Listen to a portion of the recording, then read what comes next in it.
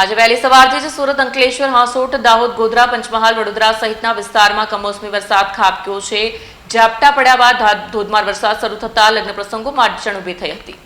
સુરત શહેરમાં વહેલી સવારથી ખાબકેલા વરસાદે મનપાની ચિંતામાં વધારો કર્યો છે. ખાસ કરીને મહાનગરપાલિકા દ્વારા આયોજિત બુક ફેરમાં મુખ્યમંત્રીના આગમનને લઈને જે ડોમ તૈયાર કરવામાં આવ્યો હતો તે વરસાદી પાણીમાં ભીંજાઈ જતા દોડધામ મચી ગઈ. આ પરિસ્થિતિને ઠાળે પડવા અને કાર્યક્રમમાં વિક્ષેપ ન થાય તે માટે તંત્ર દ્વારા યુદ્ધના ધોરણે સવારના વહેલી પોરમાં જ ટ્રકો ભરીને તાડપત્રીઓ મંગાવવામાં આવી, જેથી ભીંજાયેલા ડોમને સુરક્ષિત કરી શકાય અને આયોજન સુચારુ રીતે પાર પાડી શકાય. વહેલી સવારના માવઠાએ વાહન ચાલકો અને નોકરી ધંધા અર્થે નીકળતા લોકો માટે પણ મુશ્કેલી ઊભી કરી. સાથે જ રસ્તાઓ પર ઠેર ઠેર પાણી ભરાતાની સ્થિતિ જોવા મળી.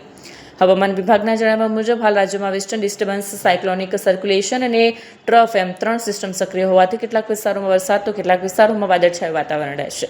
આગામી કેટલાક દિવસોમાં આશરે 30 થી 40 કિલોમીટર પ્રતિ કલાકની ઝડપે પવન ફૂંકાઈ શકે છે. 24 ફેબ્રુઆરી દરમિયાન રાજ્યમાં હવામાન મુખ્યત્વે સૂકું રહેવાની સંભાવના છે. લઘુત્તમ તાપમાન આગામી 2 દિવસમાં 2 થી 3 ડિગ્રીનો ક્રમશઃ વધારો જોવા મળી શકે છે.